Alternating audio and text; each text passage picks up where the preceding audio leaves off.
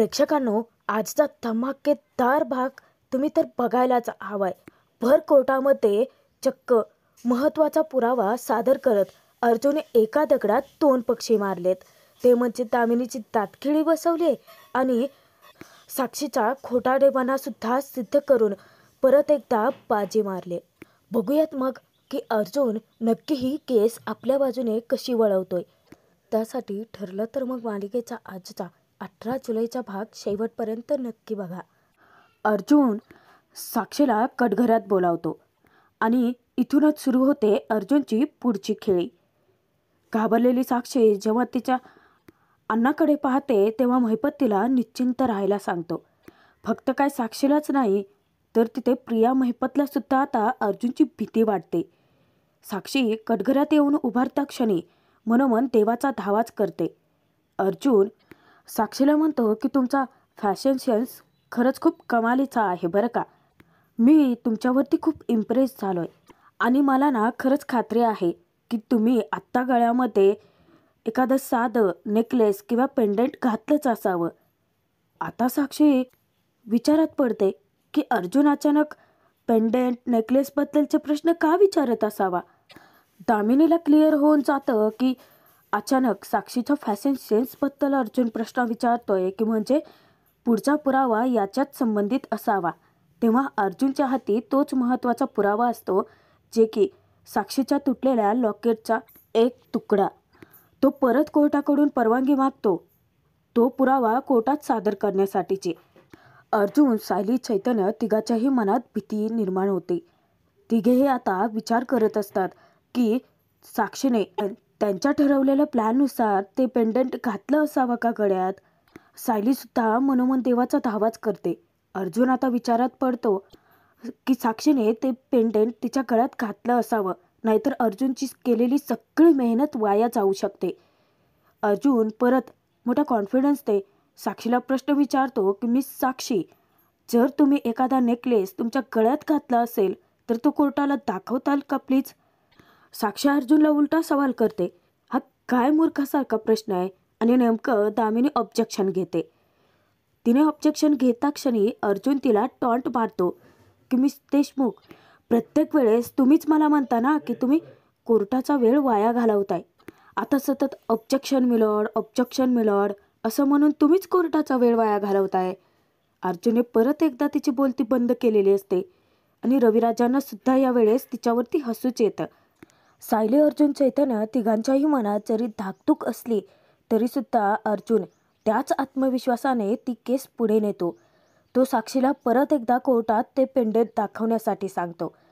आता साक्षी काही अर्जुनचं ऐकत नाही म्हटल्यानंतर जज साहेब स्वतः साक्षीला तिच्या गळ्यात एखादा नेकलेस किंवा पेंडंट असेल तर ते कोर्टाला दाखवायला सांगतात. ज्यावेळेस साक्षी घाबरत आपलं पेंडंट गळ्यातून बाहेर काढते त्यावेळेस अर्जुनला ते खरं तर सुरुवातीला दिसतच नाही की ते तुटलेलं पेंडंट आहे की दुसरंच कोणतं तरी पेंडंट आहे. तेव्हा अर्जुन मुद्दाम साक्षीला टॉन्ट मारतो की मिस साक्षी, मी काय तुमचं पेंडंट चोरणार नाही आहे, त्यामुळे कोर्टाला प्लीज ते पेंडंट नीट दाखवाल का. अर्जुनचे रिक्वेस्ट आणि तिथेच होतो मोठा धमाका. ज्यावेळेस साक्षी ते पेंडंट पूर्ण दाखवते. तेच पेंडंट, तुटलेलं पेंडंट तिने खरंच गळ्यात घातलेलं असतं आणि अर्जुन सायलीचा प्लॅन वर्क झालेला असतो. तुटलेलं पेंडंट पाहता क्षणी अर्जुन म्हणतो की फॅन्टॅस्टिक. तो मुद्दाम तिला विचारतो की मी साक्षी, हे पेंडंट अर्धवट आहे, ते तुटलं होतं का कधी. साक्षीचं तर काहीच लक्षात येत नाही. तिला काही कळण्यापूर्वीच अर्जुन तो पेंडंटचा तुकडा जो त्याच्याकडे आहे तो साक्षीच्या पेंडंटला जोडून बघतो आणि तो परफेक्ट मॅचसुद्धा होतो. इथेच सायली अर्जुनने जबरदस्त सापळा रचून शेवटी साक्षीला अडकवलेलंच असतं. तो पेंडंटचा तुकडा साक्षीच्या पेंडंटची मॅच झाल्यानंतर सायली, चैतन्य, अर्जुन तिघांचाही आनंद गगनात मावेनासा होतो. अर्जुन आनंदाच्या भरात बोलून जातो की मला जे अपेक्षित होतं नेमकं तेच झालं. आणि त्यानंतर तो पेंडंटचा तुकडा कोर्टाला दाखवत अर्जुन तिथेच खुलासा करतो की मिलॉर्ड, मला हा पेंडंटचा तुकडा कुठे मिळाला असेल. वात्सल्य आश्रमात. आता मात्र साक्षी महिपत सोबतच प्रिया नागराजच्या तोंडचं पाणी पळालेलं असतं. आता नेमकं परत तेच होतं. परत एकदा दामिनी उठून ऑब्जेक्शन घेते आणि कोर्टाला हे सांगण्याचा प्रयत्न करते की तसेच पेंडेंट या जगात कितीतरी असू शकतात. मग तो पेंडेंटचा तुकडा साक्षीचाच कशावरून? त्याच वेळेस अर्जुन कोर्टाला उत्तर देतो की या पेंडेंटसारखी दुसरी कुठलीच पेंडेंट असूच शकत नाहीत. मी तर म्हणतो याचा अर्थ दुसरं असूच शकत नाही, कारण हे पेंडेंट चांदेकर ज्वेलर्स करून कस्टमाइज करून घेतलं आहे. 1995 साली कालिंदी महाडिक यांनी स्वतः हे डिझाईन बनवून घेतलं असल्याचं अर्जुन कोर्टात खुलासा करतो. महिपतला ज्याची भीती होती नेमकं तेच घडतं कोर्टात. दामिनीची तातखिळी बसतेच. त्यानंतर अर्जुन कोर्टात त्यासंबंधीचे पुरावे सुद्धा सादर करतो. त्या पेंडेंट संदर्भातच्या ज्या काही डिटेल्स आहेत त्याही कोर्टाला तो दाखवतो. कालिंदी महाडिक यांनी स्वतः कोल्हापूरचे चांदेकर ज्वेलर्स त्यांच्याकडून हे पेंडेंट त्यावेळी कस्टमाइज करून घेतलं होतं. त्याची रिसिप्ट नाही आहे, परंतु त्याच्या काही डिटेल्स आहेत त्या स्वतः चांदेकर ज्वेलर्सचे ओनर अद्वैत चांदेकर यांनी मला दिले असल्याचं अर्जुन गौप्यस्फोटसुद्धा करतो. शेवटी साक्षी आता त्यांच्या जाळ्यात अडकलेलीच असते. अर्जुन साक्षीला जाऊन आता परत एकदा विचारपूस करतो. तो तिला विचारतो की 8 ऑगस्ट 1995 ही डेट तुमच्या ओळखीची असेलच ना? तेव्हा साक्षी कोर्टासमोर खुलासा करते तो दिवस म्हणजे साक्षीचा वाढदिवस असतो. अर्जुन तिला दुसरा सवाल विचारतो की कालिंदी महाडिक हे नावही मग तुमच्या ओळखीचं असेल. त्यानंतर साक्षी त्याचाही खुलासा करते की ते नाव तिच्या आईचं असल्याचं. आत्ता मात्र अर्जुनने स्वतःच्या कारनाम्यांनी अख्खं कोर्ट हादरून टाकलेलं असतं. मग अर्जुन कोर्टाला सांगतो की या पेंडेंटचा तुकडा साक्षी शिकरे यांचाच आहे आणि तो मला वात्सल्य आश्रमाच्या आत सापडला. हा योगायोग तर नक्कीच असू शकत नाही. याचा अर्थ असाच होतो की मी साक्षी शिकरे त्या दिवशी आश्रमाच्या आत गेल्या होत्या.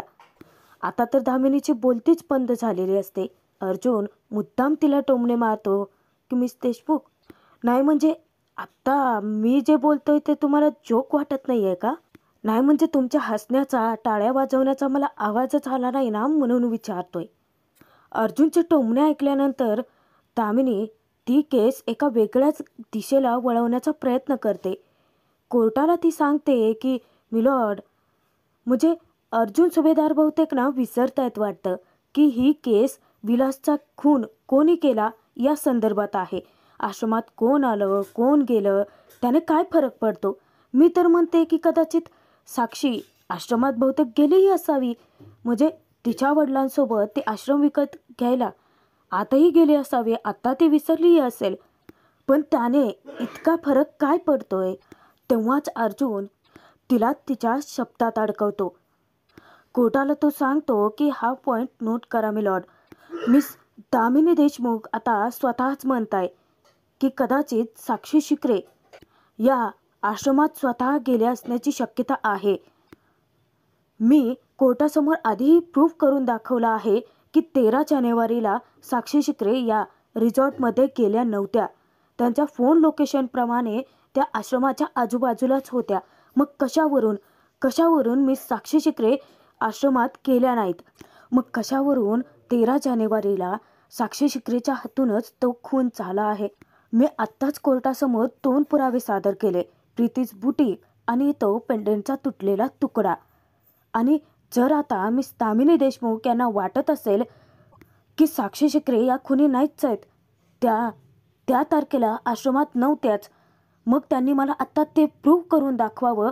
मी दिलेले पुरावे त्या का नाकारतायत? आणि जर असं असेल तर मला आत्ताच्या आत्ता त्यांनी प्रूव्ह करून दाखवावं की साक्षी शिकरे त्या दिवशी आश्रमात नव्हत्या. तो खून त्यांनी केलेलाच नाही आहे आणि मी सादर केलेले पुरावेसुद्धा खोटे आहेत. मला उत्तर हवं आहे दामिनी देशमुख, मला उत्तर द्या. पण आता दामिनी तरी काय बोलणार मला? शेवटी तिची तातखीळ अर्जुननेच बसवलेली असते आणि साक्षी आश्रमात हजर नव्हती हे सादर करायला तिच्याकडे कोणते पुरावेही नसतात. तेव्हा अर्जुन कोर्टाला सांगून टाकतो की मिस दामिनी देशमुखांचं गप्प राहणंच बरंच काही सांगून जातं मिलॉर्ड. आणि अर्जुनने त्याच्या वतीने ते आर्ग्युमेंट तिथेच थांबवलेलं असतं. जेव्हा तो जाऊन बसतो तेव्हा सायली, चैतन्य त्याचं खूप कौतुक करतात. अर्जुनने आर्ग्युमेंटच असं केलेलं असतं की एका दगडात दोन पक्षी मारलेले असतात. एक म्हणजे साक्षीही अडकवलेली असते आणि सोबतच दामिनीची बोलतीही बंद केलेली असते. आता सर्वजण शांत असतात कारण कोर्टाचा निर्णय जो ऐकायचा असतो. मिलॉर्ड, आता कोर्टाचा निर्णय ऐकवतात की अर्जुन सुभेदार यांनी आज कोर्टासमोर जे काही पुरावे सादर केले आहेत त्यामुळे हे तरी सिद्ध झालं आहे की साक्षी शिकरे परत एकदा कोर्टाशी खोटं बोलले आहेत आणि खुनाच्या रात्री त्या आश्रमात गेले असल्याची शंकाही आहे. ती शंका आपल्याला आता नाकारता येत नाही. त्यामुळे या केसचे सगळे पैलू तपासून पाहावेत. आणि आता कोर्ट केस तिथेच थांबते. तेव्हा अर्जुन उठतो आणि दामिनीला जाऊन डायरेक्ट भिडतो. मुद्दाम तिला म्हणतो की मिस दामिनी देशमुख, भेटूया पुन्हा लवकरच. आता तिचा एवढा इगो हर्ट झालेला असतो की अर्जुनने तिची बोलतीच बंद केली. परत एकदा अर्जुनने तिच्यावर मात केली आणि तोंड फिरवून तशीच निघून जाते की ती. तिच्या पाठोपाठ महिपत, साक्षीही निघून जातात. तेव्हा रविराज येऊन अर्जुनची भेट घेत त्याच्या पाठीवर कौतुकाची थाप टाकतात की शाब्बास ज्युनियर. दुसऱ्या सेकंदाला ते अर्जुनला म्हणतात की आज तो खून साक्षीनेच केलाय हे तू कोर्टात नाही सादर करू शकला आणि कधी करूही शकणार नाही, कारण तो खून स्वतः होताना तन्वीने पाहिलेला आहे. हां, परंतु अपोजिशनची बाजू मात्र तू नक्कीच दुबळी केलीस.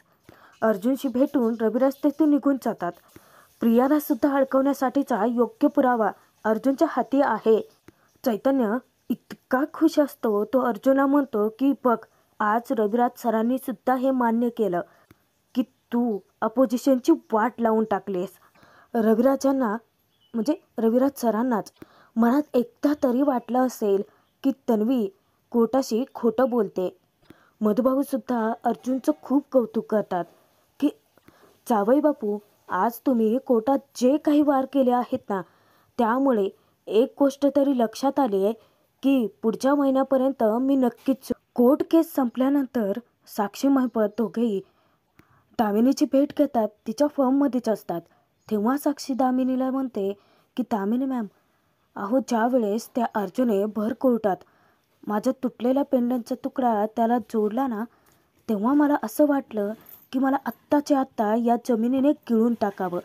म्हणजे मला कळतच नाही आहे की इतका महत्त्वाचा मोठा पुरावा अर्जुनकडे असू शकतो याचा साधा संशयही त्याने आपल्याला कसा येऊ दिला नाही. तेव्हा महिपतही बोलतो, त्या अर्जुन सुभेदाराच्या हाती आश्रमातले लागलेले सगळे पुरावे मी पोलीस स्टेशनातच चाळायला सांगितले होते, परंतु तो त्या लॉकेटचा तुकडा आणि ते व्हिजिटिंग कार्ड, त्या दोन्ही गोष्टी नेमक्या अर्जुन सुभेदाराच्या हाती कशा राहिल्या काय माहिती. दामिनी बरोबर अंदाज लावते की नक्कीच अर्जुनने त्या दोन्ही गोष्टी इल्लिगल पद्धतीने मिळवल्यात. त्यावेळी महिपत दामिनीला विचारतो की देशमुख बाई, अहो मग तुम्ही त्याच वेळेला त्या अर्जुन सुभेदाराला तिथल्या तिथे सरळ का नाही केला. दामिनी चिडते, हो ना, तुम्ही ज्या कॉलेजमधून लॉ केला आहे ना, ते व्हिजिटिंग कार्ड चिटकवा आणि सादर करा कोर्टामध्ये. तेव्हा महिपत म्हणतो की नाही, म्हणजे दामिनीबाई हे बघा, तुम्ही चिडू नका, काय माझ्या लेकीचा प्रश्न आहे ना, म्हणून बोलून गेलो. तेव्हा साक्षी महिपतला सांगते की अण्णा, अहो अर्जुनने त्या पोलिसाला कोर्टात बोलावून घेतलं होतं ना, आणि त्यानेच तर साक्ष दिली होती की ते पुरावे त्याच्याचकडे होते म्हणून. दामिनी म्हणते की मग तेच जर ना अचानक सावंत आले आणि नेमकी त्यांनी अर्जुनच्या बाजूने साक्ष दिली आणि एका पोलीस ऑफिसरची उलट तपासणी घ्यायला मी काय मूर्ख नाही आहे, तेही माझ्या हातात कोणता ठोस पुरावा नसताना. बिथरलेली साक्षी म्हणते की सगळं संपलंय का. दामिनी तिला सांगते की नाही, मुळात ते सगळं मी संपूच देणार नाही. अर्जुन सुभेदाराचा कॉन्फिडन्स खूप वाढलाय, आधी तो संपवायला हवा. असा सल्ला महिपत साक्षीला तामिनीकडून मिळतो. इकडे सायली, अर्जुन, चैतन्य तिघांसोबत इन्स्पेक्टर सावंत असतात. त्याच वेळेस त्यांच्या बाजूने साक्ष दिल्यासाठी अर्जुन त्यांचे आभार मानतो. परंतु अर्जुनला एका गोष्टीची नाराजी असते की ही कोर्ट केस आपल्या बाजूने फिरवण्यासाठी त्याला कोर्टात खोटं बोलावं लागलं. तेव्हा चैतन्य आपसुकच बोलून जातो की कमॉन अर्जुन, अरे मायनर डिटेल. तेव्हा अर्जुन त्याच्यावरतीच खेकसतो की तोंड बंद ठेव चैतन्य, तुला चांगलंच माहिती आहे की मला खोटं बोलायला नाही आवडत. तेव्हा इन्स्पेक्टर सावंतसुद्धा अर्जुनला समजावतात की सर, अहो मी तर चांगल्यासाठीच खोटं बोललो आहे ना. तेव्हा सायलीही म्हणते की हो, मलाही नाही आवडलं खोटं बोलणं. चैतन्य तर दोघांनाही समजावण्याचा प्रयत्न करतो की वहिनी, तो महिपत चित्रे काय साधा सरळ माणूस वाटतो का तुम्हाला? अहो त्याने त्याच्या मुलीला या केसमधून सोडवण्यासाठी किती काय काय गोष्टी केल्यात माहीत नाही आहे का आपल्याला? आणि त्याच्यासारख्या माणसाला हरवण्यासाठी जर आपण एखाद्या वेळेस वाकडी वाट धरली तर कुठे बिघडलं? अरे आपण खऱ्याच्या बाजूने ही केस लढतोय, मान्य आपल्याला की काही गोष्टी आपण मॅनेज करू शकलो असतो, परंतु तेवढा आपल्याकडे वेळ होता का अर्जुन? इन्स्पेक्टर सावंतही म्हणतात की अर्जुन सर, अहो कोर्टात स्वतःचा हेतू साधण्यासाठी कितीतरी लोक खोटारडेपणा करतात, हे कित्येक वेळा मी स्वतःच्या डोळ्यांनी पाहिले. आणि आज अहो खऱ्याच्या बाजूने ही केस लढताना तुम्हाला थोडं खोटं बोलावं लागलं, तर त्यात वाईटपणा कशाला घेताय? तेव्हा चैतन्य अर्जुनची माफी मागतो की हे बघ अर्जुन, जर का मी इन्स्पेक्टर सावंतांना कोर्टात आणून खोटं बोलायला लावलं, यासाठी तुला जर वाईट वाटत असेल, रागावलं असशील तर माफ कर. तेव्हा सायली समजून घेते, अर्जुनलाही समजावते की अहो चैतन्य भाऊजीने जे केलं ते आपल्यासाठीच, आणि हे सगळं विसरून आपण आता आपल्या ध्येयाकडे लक्ष द्यावं लागेल. आजचा जो विजय आपण मिळवला आहे त्याचा आनंद साजरा करूयात ना. सायलीचं म्हणणं अर्जुनला सुद्धा पटतं. तर आजचा भाग इथेच संपतोय. पुढील भागात बघूयात. प्रेस कॉन्फरन्समध्ये तामिनी बोलून जाते की लाडका सासरा खुनी आहे आणि त्याला वाचवण्यासाठी त्यांचाच लाडका जावई अतोनात प्रयत्न करतोय, तेही कोर्टाशी खोटं बोलून. तेव्हा सगळे प्रेसवाले अर्जुनवरतीच तुटून पडतात. मंदिरातच त्याला घेरतात आणि त्याला प्रश्न विचारून भांबावून सोडतात. त्याच वेळेस सायली त्यांना सडेतोड उत्तर देते की आमचा लढा सत्याचा आहे आणि जे खरे असतात ना त्यांना हारण्याची भीती कधीच नसते.